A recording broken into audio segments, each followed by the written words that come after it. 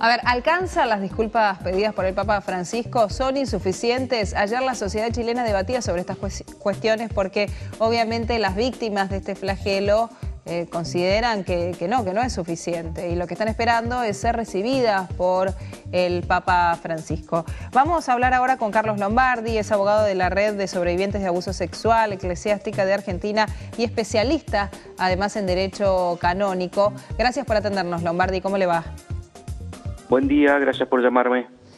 Bueno, en principio, ¿cómo recibe usted este pedido de disculpas del Papa y qué es lo que dicen sus defendidos en todo caso? El pedido de disculpas del Papa Francisco, como así también el acting que hizo ayer referido al dolor y al estar tan angojado y preocupado, no deja de ser un acto más de demagogia del señor Bergoglio, que dice una cosa y hace otra. Él dice estar muy preocupado y estar muy dolorido y acongojado por las víctimas y pide perdón, pero acto seguido, en la misa multitudinaria que llevó a cabo en Santiago, no me acuerdo en qué ciudad estaba, pero que en Santiago, invita a ese rito religioso, a esa misa, al principal encubridor del cura pederasta Fernando Karadima, sí, el obispo de Osorno de apellido Barros, que él mismo nombró, sí. con toda la oposición de parte de los laicos de esa ciudad, lo que demuestra un acto de demagogia y de hipocresía más del Papa Francisco. Sumado a ello... ¿Usted dice que el Papa Francisco sabía que este hombre estaba allí en la misa que le estaba oficiando? Sí, pero por supuesto que sí, tiene que saber quiénes son los qué jerarquía eclesiástica está participando, si no es un irresponsable. Esto es del ABC, me parece, de una organización religiosa, saber qué jerarquía, qué líderes religiosos están celebrando o concelebrando nada más y nada menos que una misa, que es un rito de alto valor para los creyentes. Y aunque no lo hubiese invitado, sigue siendo un acto de demagogia el pedido de perdón, porque, por ejemplo, en el caso del Perú, país que va a visitar ahora en los próximos días, sí, mantiene escondido en Italia al fundador de la secta católica Sodalicio de Vida Cristiana, Luis Figari, que es uno de los principales responsables de encubrir a pederastas de esa secta católica, y no lo ha entregado todavía a la justicia peruana, donde tiene una denuncia penal por esclavitud, servidumbre y abuso sexual de personas de esa agrupación católica. Usted dice, repito las palabras, digo, porque son fuertes, ¿no? Usted dice que el Papa Francisco hace un acting en todo esto, y lo ha hecho ayer, que su actitud es absolutamente demagógica. ¿Pudo tomar contacto con víctimas de abusos después de las declaraciones de ayer de Francisco? Nosotros estamos vinculados con la Red Internacional de Víctimas, con SNAP en Estados Unidos, y con el grupo de víctimas y referentes actores sociales y activistas que el mismo día en que el Papa llegó a Chile hicieron un seminario en una fundación en donde, bueno, sentaron las bases del futuro accionar de la Red Mundial de Víctimas de Abuso Sexual Clerical. Ese es el contacto permanente que nosotros tenemos con las víctimas, en este caso de Chile. El Papa Francisco es el principal autor y encubridor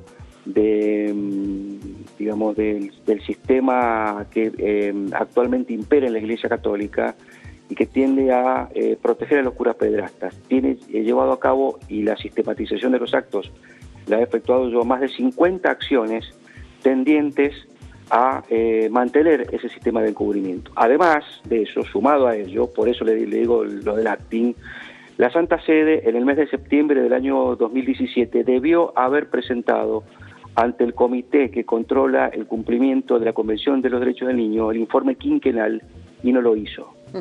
De modo tal que pedir perdón, mostrarse acongojado, vuelvo a repetir que es un acto de demagogia e hipocresía más del señor Bergoglio. Y en el caso de la Argentina, tenemos un caso cercano que es el del Instituto Próbolo, que ya lo conocía desde el año 2014, año en que las víctimas le entregaron en mano el listado de curas pederastas abusadores y el listado de la nómina de víctimas, Sí. y además todavía mantiene en su institución eclesiástica al pederasta Julio César Grassi, condenado a prisión efectiva a 15 años de prisión. Sí, absolutamente. ¿Usted cree que eso, Lombardi, puede ser uno de los motivos por los cuales el Papa no pisa Argentina?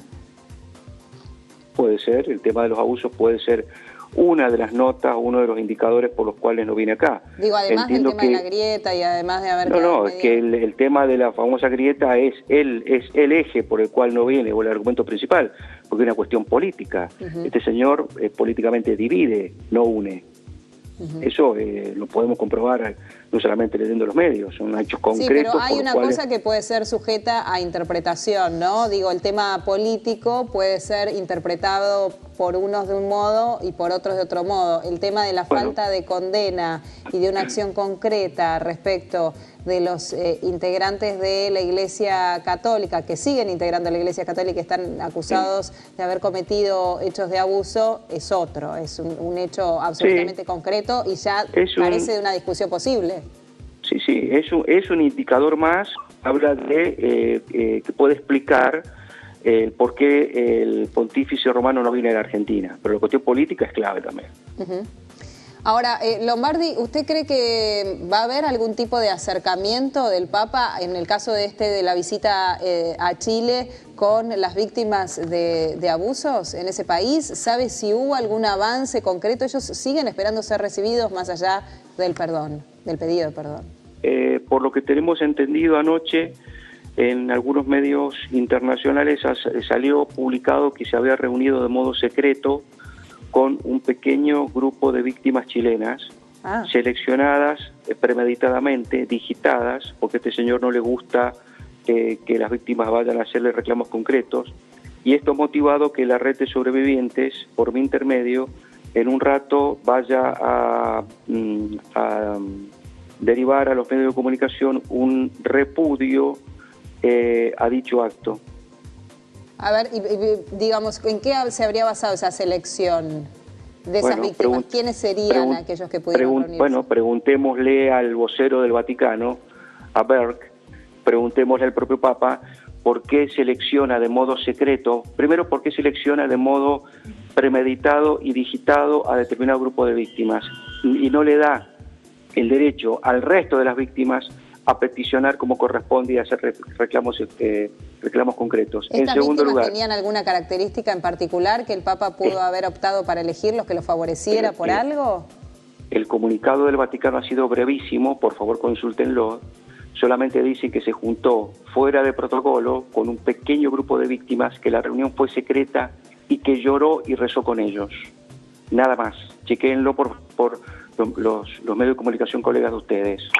Ese acto, para el resto de las víctimas que están agrupadas en redes, merece un acto de repudio, porque está manipulando a estas personas que son extremadamente vulnerables, que no están dentro de redes, y se está revictimizando. Claro. Ese motivo, eso motiva que dentro de un rato, en un par de horas, mandemos un comunicado a la prensa repudiando dicho acto y, por supuesto, abrazando en su dolor y en su búsqueda de respuesta a ese pequeño grupo de víctimas. Ahora, usted es especialista en derecho canónico, digo, más allá de esto, y si revictimiza o no a quienes no recibe por elegir discrecionalmente, ¿alcanza con eso? Si es así, si este encuentro se produjo con algunos y no todos, digo, podemos discutir si está bien o mal, si cómo fue este pedido de disculpas que lloró, se abrazó con ellos, ¿alcanza con eso? Digo, ¿hay carencia de acciones concretas de la Iglesia respecto de todos aquellos que siguen formando parte de esta Iglesia, como por ejemplo quien estaba ayer en la misa y usted mencionaba recién, ¿no? Y está acusado de abuso? No alcanza con el pedido de perdón, ni con el acting, ni con otras declamaciones que hace el pontífice. Lo que el Vaticano, Bergoglio y la Santa Sede tienen que hacer es nada más y nada menos que cumplir con las exhortaciones que la ONU le hizo en el año 2013-2014 a la Santa Sede, valga la redundancia, respecto a lo que tiene que hacer para extirpar de raíz el flagelo del abuso sexual eclesiástico, que es un problema estructural.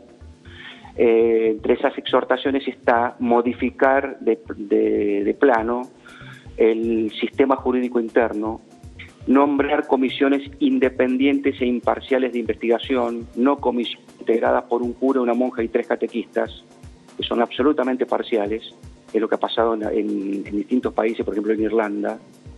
Expulsar lisa y llanamente a los sacerdotes acusados tanto en sede penal del Estado como en sede eclesiástica. Ahí le estoy nombrando 3, hay muchas más. Lean por favor las observaciones y exhortaciones que el Comité de los Derechos del Niño, como el comité que monitorea el cumplimiento de la Convención contra la Tortura, le hicieron a la Santa Sede en el año 2013-2014. Claro, o sea, deberían ser expulsados de la Iglesia, básicamente, sobre todo como principal medida, ¿no?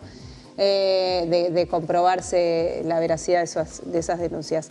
Gracias, Lombardi. Vamos a estar atentos a lo que ocurra y vamos a tratar de conocer ahora si existió esa reunión que el Vaticano calificó de secreta con un reducido grupo de víctimas de abusos allí en Chile. Gracias. Gracias a ustedes, que pasen buen día. Igualmente.